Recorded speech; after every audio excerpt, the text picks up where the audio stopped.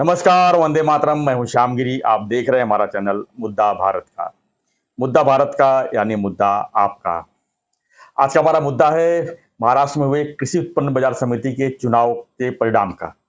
जी हाँ, ये काफी महत्वपूर्ण चुनाव था क्योंकि शिंदे गुट का और उद्धव गुट का आमने-सामने की लड़ाई थी और इसमें जो है बाकी सभी पक्ष भी थे, लेकिन जो है बाजी किसके हाथ में चल रही है, इसी पर हम चर्चा करेंगे और जानेंगे कि इसका परिणाम जो है आने वाले चुनाव पर हो सकता है कि नहीं।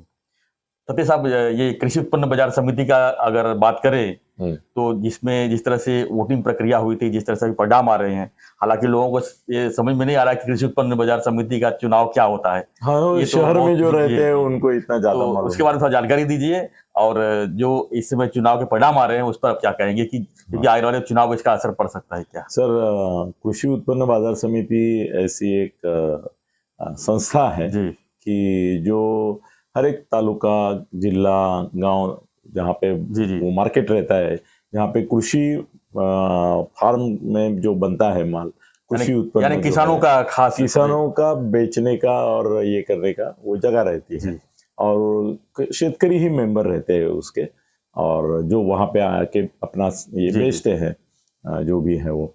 तो सर, आज मेरी तबीयत बहुत खराब है, मराठी तो मैंने किया नहीं है, जी जी, और समझ सकता हूँ सिर्फ मैं। आपके लिए करता हूँ, क्षमा चाहता हूँ। मेरे दोनों आंखों से इतना पानी आ रहा है, बहुत जी, पानी आ रहा है। ठीक दिख रहा है वो तो दिख सामने रहा है, से। बहुत पानी आ रहा है। और ये भी मैं ऐसा ही लगा कि सोया था, आप आए करके उठा। सर, कैसे है ना, ये कृषि उत्पन्न बाजार समिति जो है, उसके रिजल्ट तो दुनिया भर के लोग टीवी पे देख देख रहे रहे हैं हैं। जी। हम भी नहीं, अभी 1 मिनट पहले हमने देख के ही ये वीडियो चालू किया है।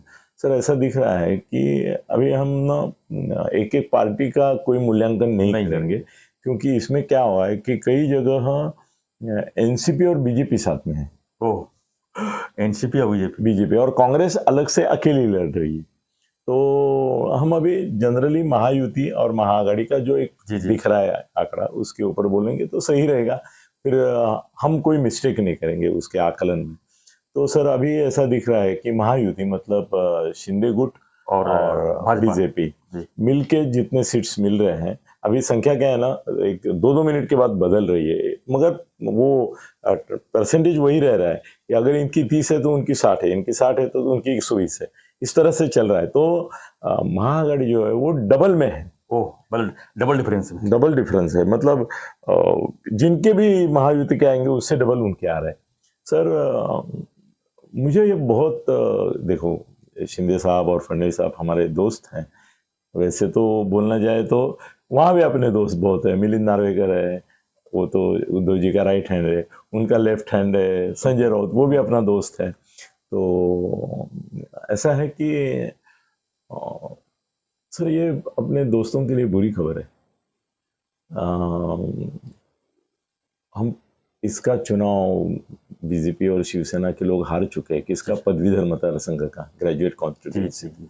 सर, उस समय हम बोल रहे थे कि भाई ये पढ़े लिखे लोग हैं, वो जो देंगे उसकी वजह से एक महाराष्ट्र का जो इलाइट क्लास है, जी। मिडिल क्लास है, बुद्धिवादी, बुद्धिजीवी, ऐसा जो क्लास है, उसका एक कोई ये मिलेगा अपने को ओपिनियन पोल। मैं तो उसी तरह से देख रहा था, मगर वहाँ पे सर बहुत बुरा हाल हो गया बीजेपी और इनका। उनकी खुद की मतलब गडकरी और फडणवीस जहाँ से आते वहाँ की भी सीट नहीं बचा पाए, बाकी सब साफ हो गए। नागपुर में काफ़ी वो हालत खाली कोकण में एक मिली, वो भी अलग कारण है, मगर मिली वो बीजेपी को। बाकी सर हालत खराब हो गई। तो उस समय एक ही आशा मेरे मन में बची थी कि अपने दोस्त जो हैं उनको कम से कम रूरल एरिया जो है, ग्रामीण महाराष्ट्र, उसमें उनका बेस जो है वो हिला नहीं होगा। जी। और ये ग्रामीण जो एमएलएज हैं सब इनके पास आए हैं। तो मुझे लग रहा था कि 1 नंबर पे महायुति रहेगी, नंबर 2 पे महाआघाड़ी जाएगी। और पार्टी के अनुसार देखेंगे तो सबसे ज़्यादा बीजेपी रहेगी नंबर 1 जी। पे। फिर नंबर 2 पे राष्ट्रवादी या कांग्रेस रहेगी। तो कांग्रेस तो है ही अभी, राष्ट्रवादी रहेगी। बाद में मुझे लग रहा था कि शिंदे सेना रहेगी और बाद में उपाठा रहेगी। तो थोड़ा परिवर्तन जो मैं देख रहा हूँ उसमें ऐसा दिख रहा है कि कांग्रेस नंबर 1 पे है, हाँ, हाँ। राष्ट्रवादी नंबर 2 पे है। 24-22 और और हाँ, नहीं, वो तो बदलता रहता है, मगर ये हाँ, हाँ। परिप्रेक्ष्य वही रहता है।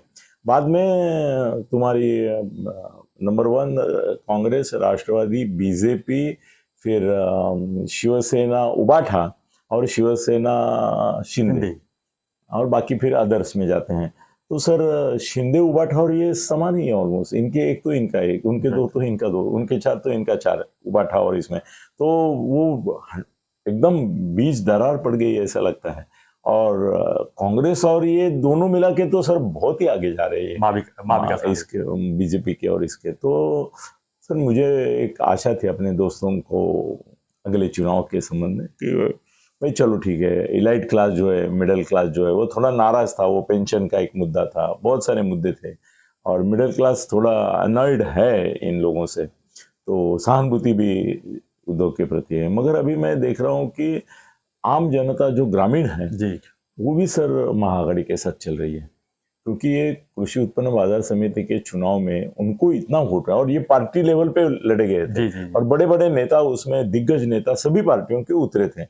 सर ऐसे है कि बीजेपी और शिंदे शिवसेना के जो नेता हैं उनकी करारी हार हो रही है, और बीजेपी ये तुम्हारे महाआघाड़ी के छोटे छोटे नेता अपने अपने एरिया में, इसमें सर वोट कौन देता है? जो आम फार्मर रहता है, जो इसका वो शेतमाल जो है, कृषि उत्पन्न जो रहता है, वो जो बेचने के लिए वो मार्केट यार्ड बोलते हैं, किसान ही बोल सकते, जैसे एपीएमसी अपना बड़ा है वैसे छोटे छोटे एपीएमसी हर एक तालुके के और बड़ी बाजार पेट जो रहती है वहां पे रहते हैं। तो इस चुनाव आम चुनाव में भी शेतकरी जो है वो भी अगेंस्ट हो गए सर, अपने शिंदे फडणवीस सरकार के खिलाफ हो गए वो।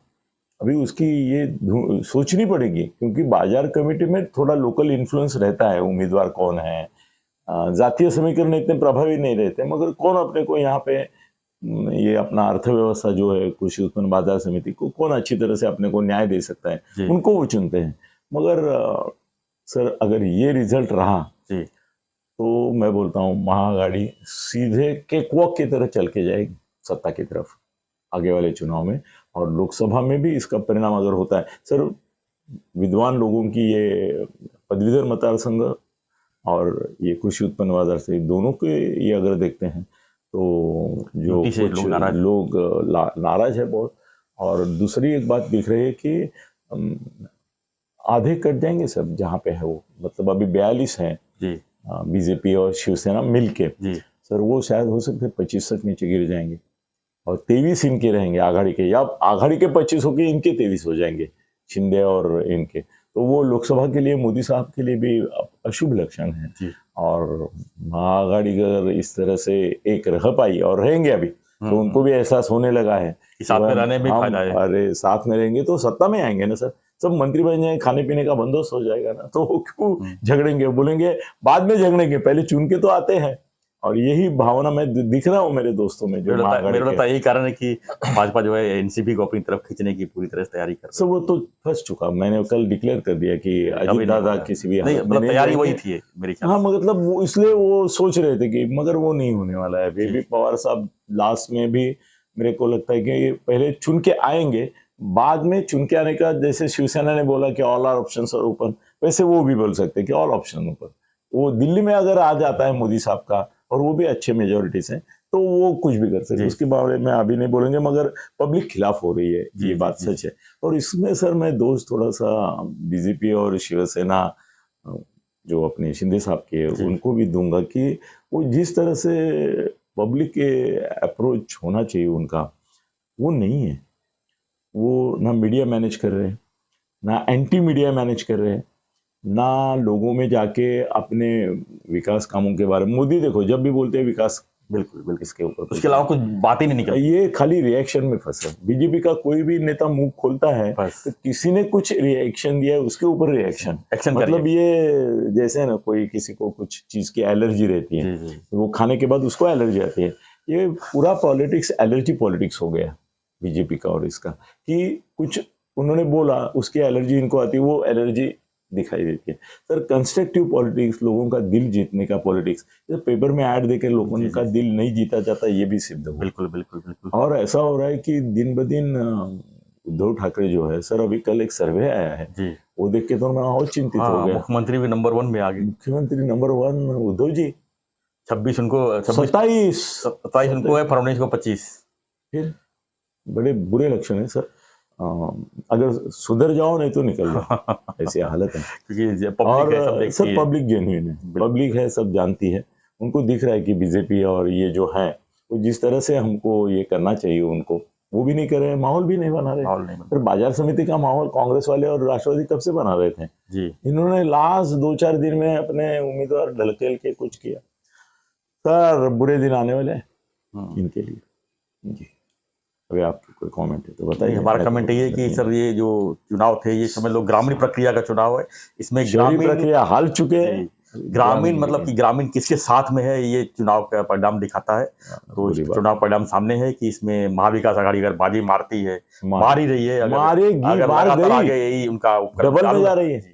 लगातार उनका जो है ये महाविकास का गठबंधन अगर लगातार जारी रहा तो ये लोकसभा के लिए भी खतरे की घंटी है और विधानसभा के लिए भी खतरे की घंटी है और भाजपा के लिए और सर स्थानिक स्वराज्य संस्था है ना महाराष्ट्र में, बिल्कुल बिल्कुल 15 महापालिका, जी, बिल्कुल। अरे वो सब मिलके कुछ 150-200 स्थानिक स्वराज्य संस्था जो अक्टूबर में आ रहे हैं। वो मिनी विधानसभा चुनाव है समझ लो सर उसमें अगर महाआघाड़ी एक साथ रही जी, और यही हाल रहा तो 150 में से कम 100 लेके जाएंगे। बिल्कुल बिल्कुल। तो ये जो महाविकास की ताकत है ये भाजपा के लिए बढ़ चिंता का रही विषय है है। दिन ब दिन। इस पे अगर उन्होंने और सर इसमें एक बात नोट करना चाहता हूँ जाते जाते कि देखो कांग्रेस कैसी है ना कि गांव-गांव के फाउंडेशन तक पहुंची हुई है। अभी राहुल का कोई लेना देना नहीं है, कुछ नहीं। नाना पटोले का लेना देना नहीं, महाराष्ट्र में कोई बड़ा नेता भी नहीं उनका। फिर भी स्थानिक वोटर है। कांग्रेस वाले अपने स्थानिक नेता को चुन रहे हैं और आ रहे हैं, ये बड़ी बात है। ये बहुत बुरा लक्षण इनके लिए है, जी जी, भाजपा और इनके लिए। इसको स्टडी वो करने मोदी के सिवा किसी की बात नाम नहीं लेते, फडणवीस का भी नाम लेने को थोड़ा कचराते हैं, मगर आम आदमी जो है वो कांग्रेस की कल्पना के साथ है, वो हाथ के साथ है। सर ये भारी पड़ेगा इनको। धन्यवाद अतिथि जी। तो आप हमारी जो हमने जो अभी एनालिसिस किया इस चुनाव के ऊपर, कृषि उत्पन्न बाजार समिति चुनाव का जो परिणाम आए उसके ऊपर एनालिसिस किए, उसको आपका क्या प्रतिक्रिया है हमें जरूर कमेंट बॉक्स में लिखिए और देखते रहिए हमारा चैनल। और हमारा जो रिक्वेस्ट है, अगर आपने चैनल को सब्सक्राइब नहीं किया है सब्सक्राइब कीजिए और बने रहिए हमारे साथ, देखते रहिए हमारा चैनल मुद्दा भारत। धन्यवाद। जय हिंद, जय महाराष्ट्र।